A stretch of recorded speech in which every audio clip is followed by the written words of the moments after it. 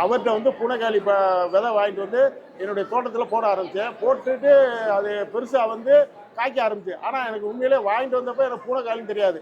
கூட இருந்துச்சு. அந்த பூனைக்காளி வந்து நிறைய காய். நான் என்ன நினச்சேன்னா பீன்ஸு பயிர்னு நினச்சிட்டேன். அதை வந்து நான் வந்து இது பண்ணேன், பயிரிட்டு இதோட்டு வந்தேன். அப்போ பார்த்தீங்கன்னா இந்த மாதிரி காய் காய்ச்சி தொங்க ஆரம்பிச்சிருச்சு. கிட்டத்தட்ட ஒரு 10 கிலோ இருக்கும். 10 கிலோ விதைய வீட்டில் வச்சுருந்தேன். அந்த விதையை என்ன செய்யுது அப்படின்ட்டு யோசிச்சுக்கிட்டே இருந்தேன். வீட்டில் என்ன சொன்னாங்க, என்ன ரொம்ப நாளாக 1.5 வருஷமாக வச்சுருந்தேன். இது ரொம்ப நாளாக கிடைக்க இது எதுக்கு வேஸ்ட்டாக இருக்குது, இது எதையாவது பண்ணுங்க அப்படிங்கிறப்ப அப்புறம் ஒரு சித்த மருத்துவர் கேட்டு இது என்ன செய்யலாம். இயற்கை விவசாயம் பண்ணிகிட்டு இருந்தேன். இயற்கை விவசாயம் பண்ணி அதாவது வானகத்தில் போய் 3 நாள் ட்ரைனிங் முடிச்சுட்டு வந்து ஃபஸ்ட்டு வந்து பூங்காறு நெல் நட்டு வருஷம் வெறும் 8 மூடை தான் வந்துச்சு. அந்த 8 மூடை வரும்போது ஊரில் எல்லாம் கேள்வி பண்ணாங்க. அதுக்கு முன்னாடி வருஷம் மாப்பிள்ளை சம்பா போட்டேன், 15 மூடை அப்படியே இன்க்ரீஸ் ஆச்சு. அந்த வருஷத்துல எனக்கு அரசாங்கத்திலேருந்து உழவன் அவார்டு கொடுத்தாங்க. 10,000 உழவன் அவார்டு கொடுத்தாங்க.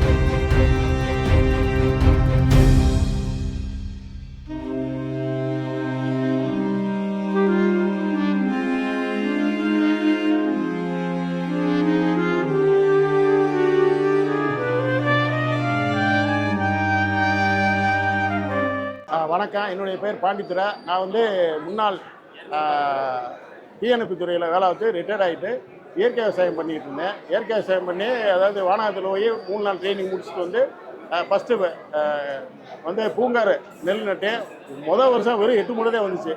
அந்த 8 மூடை வரும்போது ஊரில் எல்லாம் கேள்வி பண்ணாங்க. அதுக்கு முன்னாடி வருஷம் மாப்பிள்ளை சம்பா போட்டேன், 15 மூடை அப்படியே இன்க்ரீஸ் ஆச்சு.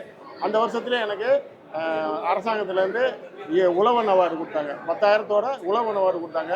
அதுக்கு பின்னாடி விவசாயம் பண்ணேன். 2வது தண்ணி வந்துச்சு. தண்ணி வந்து அழிவாகி போச்சு. அதுக்கு முன்னாடி அந்த அரிசியை வந்து விற்க முடியாது, ரொம்ப கஷ்டப்பட்டேன். அதுக்கு பின்னாடி தான் அதை மார்க்கெட்டிங் பண்ணாதே நம்மளுக்கு சரியாக வரும் அப்படின்றக்காண்டி மார்க்கெட்டிங் பண்ண ஆரம்பித்தேன். மார்க்கெட்டிங் பண்ணிவிட்டு அதுக்கு பின்னாடி என்னாச்சு, பூனைக்காளின்ற ஒரு மூலிகை பொடி. இந்த மூலிகை பொடி வந்து எப்படி வந்துச்சுன்னா, சிவாசியில் கருப்புசாமின்னு ஒருத்தர் இயற்கை விவசாயி இருக்கார். அவர்கிட்ட வந்து பூனைக்காளி விதை வாங்கிட்டு வந்து என்னுடைய தோட்டத்தில் போட ஆரம்பித்தேன். போட்டுட்டு அது பெருசாக வந்து காய்க்க ஆரம்பிச்சு. ஆனால் எனக்கு உண்மையிலே வாங்கிட்டு வந்தப்போ எனக்கு பூனைக்காளின்னு தெரியாது. கூட இருந்துச்சு. அந்த பூனைக்காளி வந்து நிறைய காய். நான் என்ன நினச்சேன்னா பீன்ஸு பயிர்னு நினச்சிட்டேன். அதை வந்து நான் வந்து இது பண்ணேன், பயிரிட்டு இதோட்டு வந்தேன். அப்போ பார்த்தீங்கன்னா இந்த மாதிரி காய் காய்ச்சி தொங்க ஆரம்பிச்சிருச்சு. கிட்டத்தட்ட ஒரு 10 கிலோ இருக்கும். 10 கிலோ விதைய வீட்டில் வச்சுருந்தேன். அந்த விதையை என்ன செய்யுது அப்படின்ட்டு யோசிச்சுக்கிட்டே இருந்தேன். வீட்டில் என்ன சொன்னாங்க, என்ன ரொம்ப நாளாக 1.5 வருஷமாக வச்சுருந்தேன்.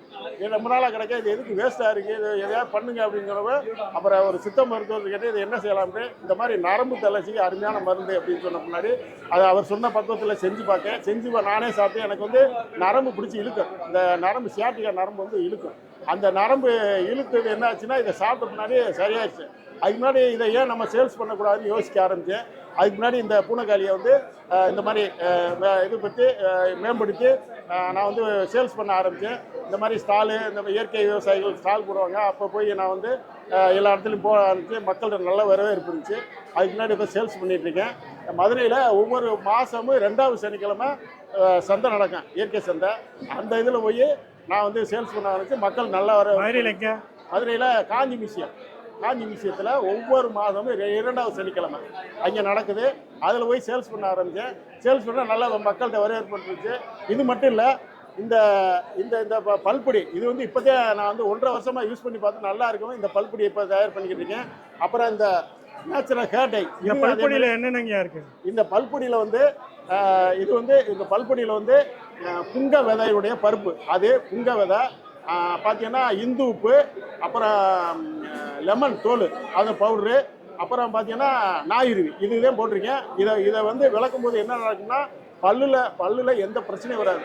பல்லில் எனாமல் பாதுகாக்கப்பட பல்லு வலி வராது, பல்லு சொத்தம் வராது. சின்ன பிள்ளையிலேருந்து விளக்க ஆரம்பிச்சுட்டா அந்த பல்லு வலின்றதே 100 வருஷம்னாலும் பல்லுக்கு எந்த பாதிப்பு வராது. அந்த மாதிரி பல்பொடி நான் 1.5 வருஷம் அதை யூஸ் பண்ணி பார்த்துட்டு இப்போயே சேல்ஸ் பண்ண ஆரம்பிச்சிருக்கேன். அது மட்டும் இல்லை, ஹேர் டை தயார் பண்ணிட்டு இது சேல்ஸ் பண்ணுறேன். இது இயற்கையானது, முழுக்க இயற்கையானது. இதில் பார்த்தீங்கன்னா இதில் என்னென்ன இருக்குது அப்படின்னா, இங்கே பாருங்க, கரிசலாங்கண்ணி, நெல்லிக்காய், வேப்பலை, பூந்திக்கொட்டை, மருதாணி, அவுரி, வல்லாரை, தேங்காய் ஓடு, கறித்தூள், இது மட்டும்தான் இருக்குது. இதை வந்து யூஸ் பண்ணுறதுனால அரிப்பு, தடிப்பு, அலர்ஜி எதுவும் ஏற்படுத்தாது.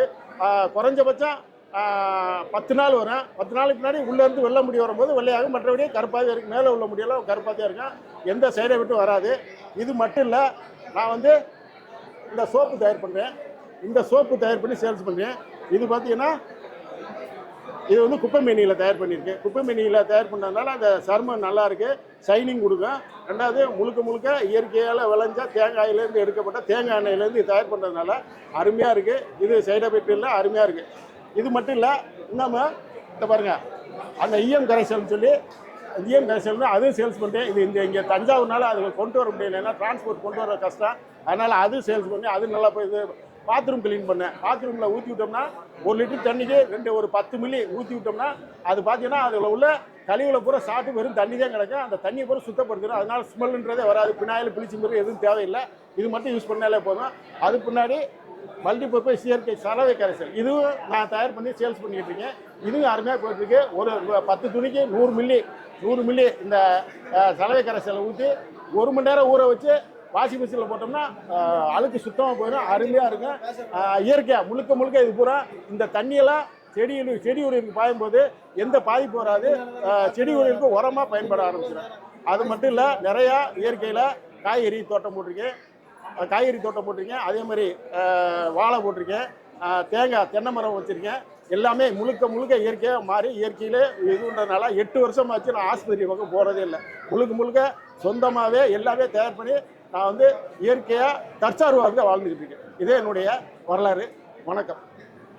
வேற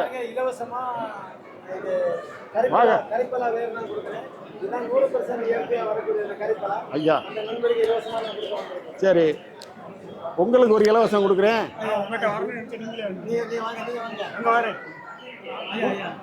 குன்றிமணி, வெள்ளை குன்றிமணி வேணுமா? ஓகே, பிரச்சனை வராது. பல்பொடியை நீங்கள் யூஸ் பண்ணுங்க, அருமையாக இருக்கு. என்னுடைய கம்பெனி பேர் லிங்கா இம்பெக்ஸ்.